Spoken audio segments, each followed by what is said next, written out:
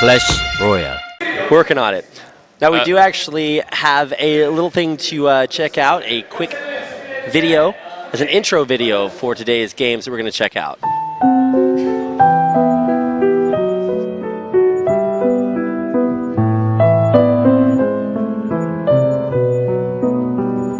지금 장소가 어디입니까? 때가 되면 다 알려줄 거예요. 현기증 난단 말이에요.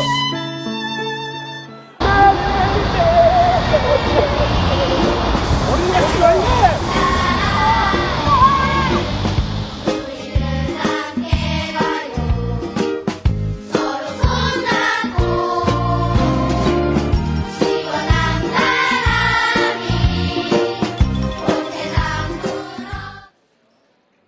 굉장히 길쭉하시네요. 장소다. 장소 안 나와. 장소는 무릎으로 나왔죠. 네. 네. 말한 거는데요. 거의 나왔습니다. 네. 힌트를 저희가 많이 드렸어요. 네. 그리고 신발 위에 There we go. Cool. We were having like the sickest conversation here. You guys weren't invited. But so yeah. So do we know where the SK Telecom finals are? Nobody knows. They don't know. Man. They were on the video. They don't know. They were running around in circles like kids. Yeah, I'll tell you what I do know, Brendan. I know how to run a little bit better than that. Like when your elbows are going up. You should have brought Rapid in for the video.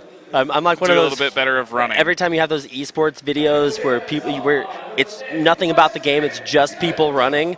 Like, I can do that, man. Yeah. That's the only part of esports I'm ever cut out to do, because I am super bad at video games. But let's check out two players who are super good at video games. That is going to be Dream facing off against Leenock. Now, I mean, Dream, we've gotten a chance to see him a few more times than Myung Shik, but a little bit of a better win rate there as well.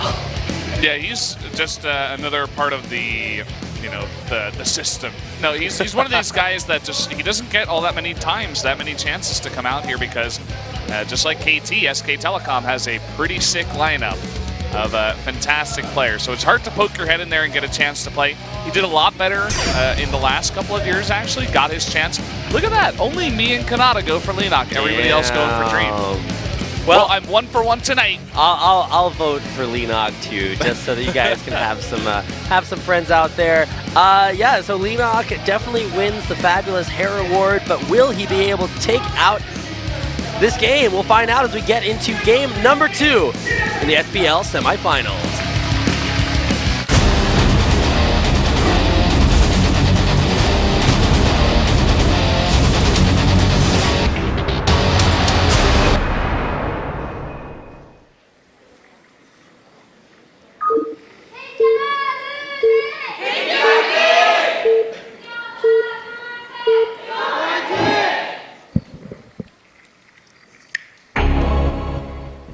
Up here in the top right, in the red, the Zerg player from KT Rolsterd is Leenock.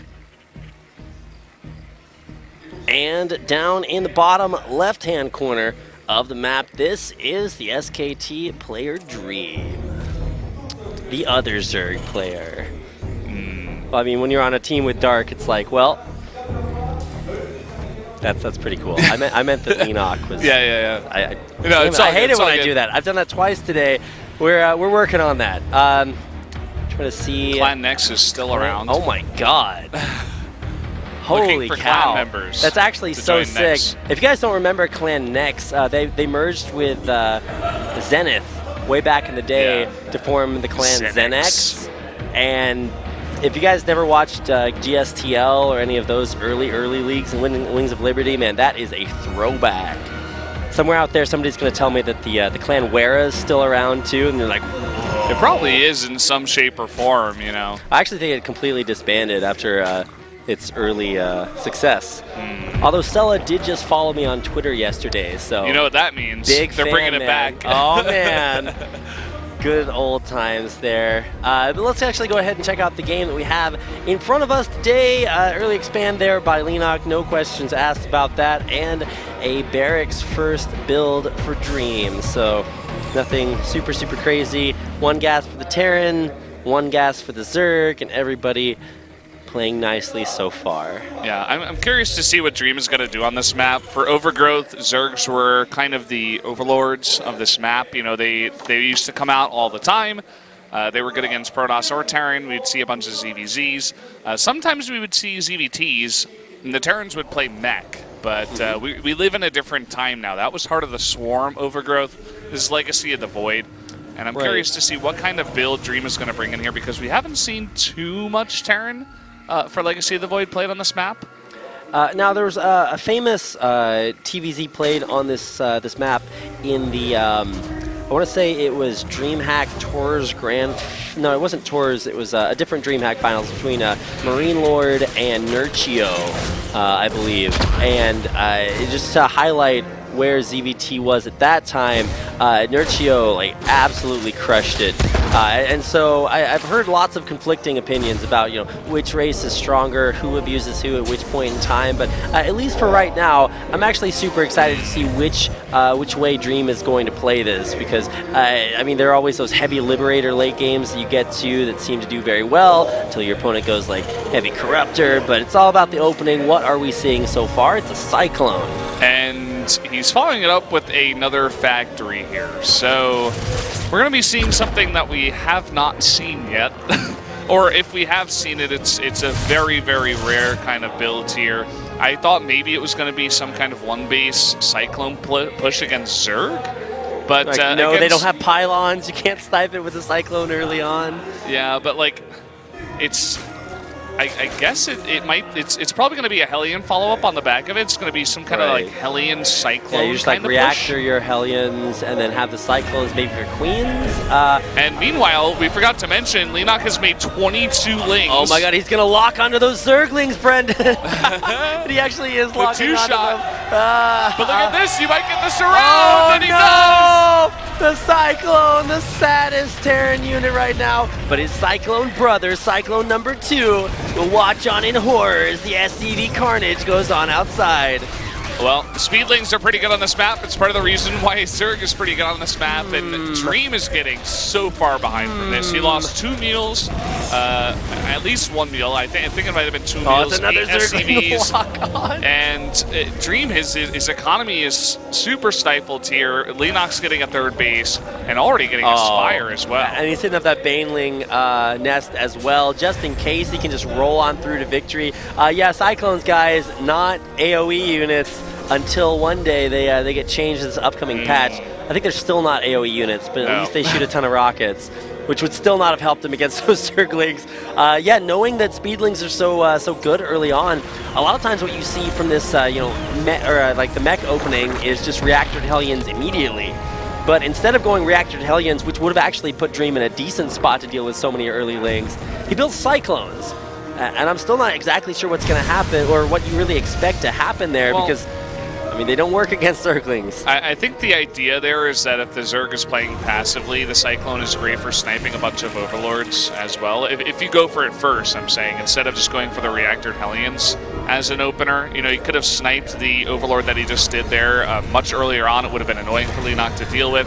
He would have had some pressure on the map, especially once the Hellions did follow up to support the Cyclones against the eventual Zergling defense. So I get the idea, but Leenock's build just countered it so hard with the amount of links he made early on. Well, he is actually sniping quite a few Overlords there. Yeah. Wow, he's actually going to get another Overlord out there on the map. So this is actually going to put a little bit of pressure on Leenock. Now, Leenock is transitioning into Mutalisks, like you mentioned the Spire earlier, but he's having to build 5 Overlords at once just to be able to you know, get that supply that he needs. He's still losing Overlords, and something really cool is that when you have to spend that much larva on Overlords, you can't spend it on this big Mutalisk as well. Yeah, and the other part of this is that only 3 mutas are not going to be that fantastic here. The Banelings need to get those hits, but the Blue Flame Oh my god, the Blue Flame is so good! And if he roasts that big line of Banelings, then that is not going to be a good spot for Leenock. He needs to group up with his other Cyclone buddies here before he fights. This is the PTSD wall where you've already had this Zergling run by happen, so you just like instantly build this huge wall of supply depots there at the front. Oh yeah. Still getting a lot of work done with these Blue Flame Hellions. Needs to make sure to keep them out of harm's way from those Mutalisks. And no more Mutas being built here for Leenock. So just builds like 3 of them and kind of like those the Phoenixes, or 5 of them. But okay, they're the 9 Mutalisks. I didn't see them on my tab. Yeah, we didn't get a good look at the production tab, but he has gone up to 9. Once he did make all of those Overlords that you were saying, he did make, one big swell. We'll see if he continues to go into heavy Mutalisk count here. Once you get enough Mutalisks, they're great actually against a low number of Cyclones. Even if you have like 7, it's like, well, okay, well those are actually what are you gonna log 5 off them? Cyclones. 7 of them, I mean, if he has that many Cyclones, and he's actually making the 7th Cyclone right now, so that is quite a few. Oh, he's gonna have to burrow those mines, but they both get picked off. That's actually really, really good. Yeah, Leenock has some of the best Zerg control in the world, actually. So he's good at Link control, Banelink control, Muta control. Basically, any unit, he's got it down pat. And he loves to play this Ling, Bane, Muta style. And he's very, very strong with it as well. It looks like he wants to get Burrow here and potentially delay this third base for as long as possible. Man, here comes the lock-ons on the Mutas. Will he be able to finish that off? No. A couple shots too few. And we could see he's actually following up with support of Roaches. Let's see how much stuff he actually has. He has no more Lings, actually. He just has 5 Banelings and going into full Roach production from here on out. Also actually expanding to the gold base in front instead of that, I guess, relatively safer 4th up the upper right-hand side of Overgrowth. But this is still pretty strange for me. And also, I didn't catch it if he actually researched the Cyclone upgrade as well. Yes. I'd imagine so. Okay. Mag Field Accelerator. Oh my God. He's Brandon's getting a nerd. drilling claws too. Yeah, these by the way. mines are going to burrow so quickly. All right, so here comes one of maybe many big pushes here for Leenock. Lots and lots of lock-ons. Oh my God.